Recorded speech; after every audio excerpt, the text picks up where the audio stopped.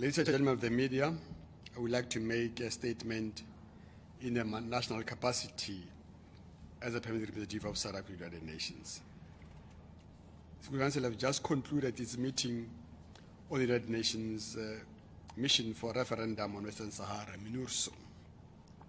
The Council was briefed by Special Representative of Secretary General Mr. Collins Stewart and Assistant Secretary General for Africa, ASG Bintu Keita.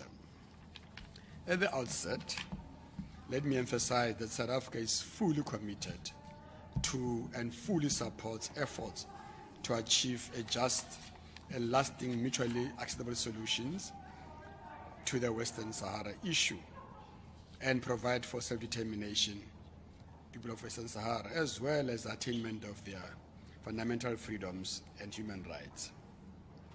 South Africa also looks forward to the appointment of a new special envoy for Secretary General, a position which has been vacant for over a year, to support the parties' negotiations and the resumptions of political process. However, we wish to reiterate that in the absence of a new envoy, the Council and the international community should look at alternative and peaceful methods to move the political process forward.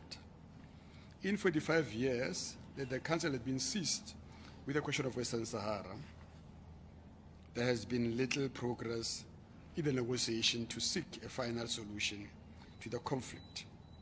In this regard, we urge that the next personnel envoy should move quickly to advance the political process and move it to its next stage, where there are direct, substantive negotiations between the two parties, the Polisario and the Kingdom of Morocco. We're talking about 45 years because in 1975, the ICJ gave advisory opinion that the Kingdom of Morocco has no legality over the territory of Western Sahara. Both the Sahrawi Arab Democratic Republic and the Kingdom of Morocco are members of the African Union and are bound by its decision. In this regard, we take this opportunity to reiterate, in line with the AU Assembly decision adopted at the 14th AU Extraordinary Summit on Silencing the Guns, which took place on the 6th of December 2020, both parties, as members of the AU, must prepare conditions for a new ceasefire.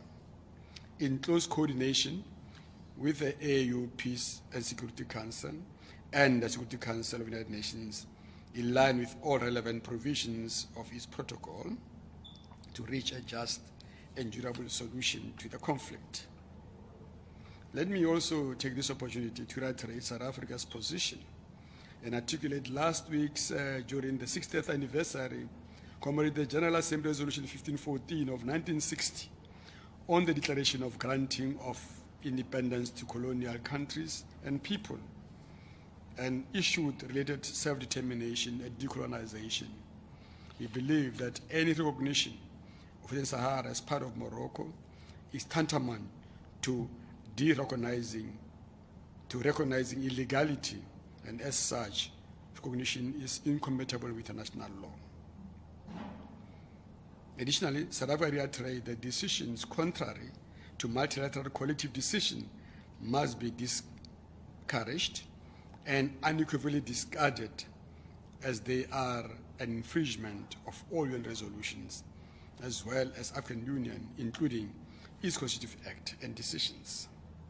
South Africa will continue to work with all like-minded countries and the international community more broadly to support international efforts aimed at supporting the Sahrawi people and their quest to achieve fundamental freedom, equality, justice, and dignity in line with all relevant UN resolutions, international law, and internationally agreed parameters.